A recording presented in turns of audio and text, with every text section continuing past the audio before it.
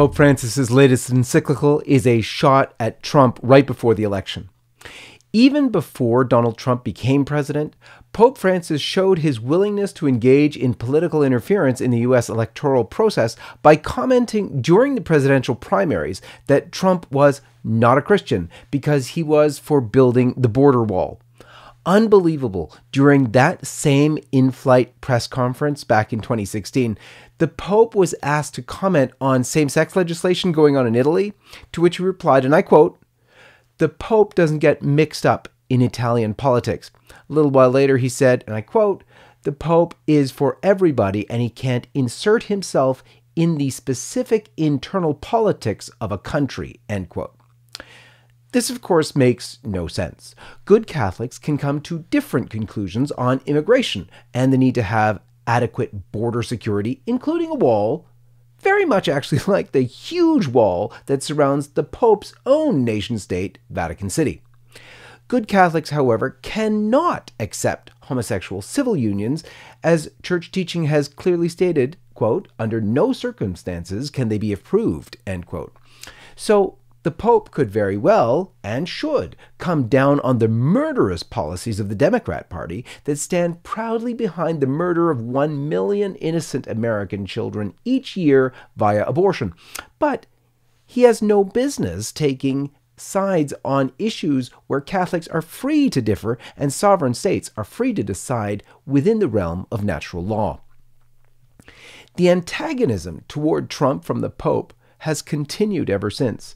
The Pope compared Trump to Herod, the border wall to the Berlin Wall, and even publicly questioned Trump's pro-life values. The release of the Pope's latest encyclical, timed perfectly to affect the U.S. presidential election, is no exception. Read with a political lens, it is painfully obvious that the Pope is pushing for Trump's defeat, even going so far as to downplay the importance of abortion to Catholics in a manner threatening the Catholic faith itself. I found it very interesting that the main paragraph bashing President Trump, not by name of course, but there's no way to miss the reference, is actually the paragraph with the same number as Trump's presidency. Trump is the 45th president of the United States, and Fratelli Tutti, paragraph 45 reads this way, and I quote, "Things that until a few years ago could not be said by anyone without risking the loss of universal respect can now be said with impunity and in the crudest of terms, even by some political figures. Nor should we forget that there are huge economic interests operating in the digital world, capable of exercising forms of control as subtle as they are invasive, creating mechanisms for the manipulation of consciences and of the democratic process. The way many platforms work often ends up favoring encounter between persons who think alike, shielding them from debate. These closed circuits facilitate the spread of fake news and false information, fomenting prejudice and hate," end quote. And reading the encyclical, one finds a steady drumbeat of socialist talking points coming from the Pope, which seem more like catchphrases from the Democrat playbook than statements worthy of the Vicar of Christ. There are many other anti-Trump statements in the encyclical, which is why all the leftists are gleefully using clips all over Twitter in a vain attempt to try and cajole pro-life Catholics into voting for pro-abortion socialist Joe Biden.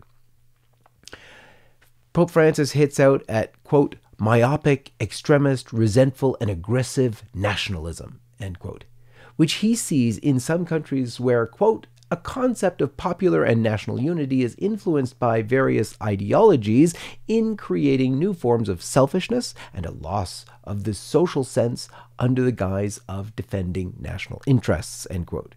He criticizes again, I quote, "populist political regimes as well as certain liberal economic approaches maintain that an influx of migrants is to be prevented at all costs," end quote.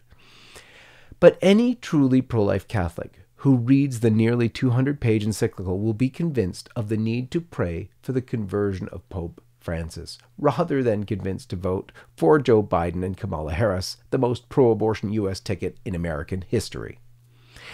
Pro-life didn't even make the cut in the paragraph where the Pope laid out what he says should be the biggest concerns for politicians. And I quote, "Human trafficking, the marketing of human organs and tissues, the sexual exploitation of boys and girls, slave labor, including prostitution, the drug and weapons trade, terrorism, and international organized crime." That was the list.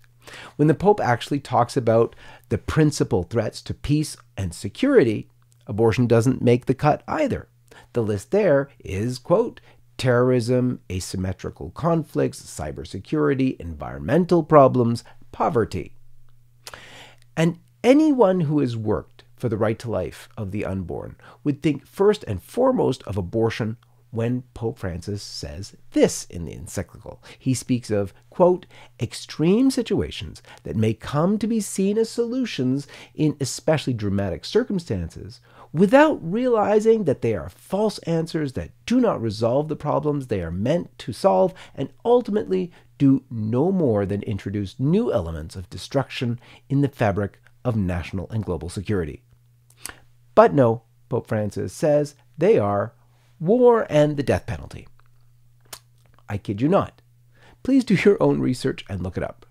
For LifeSiteNews, this is John Henry Weston, and may God bless you.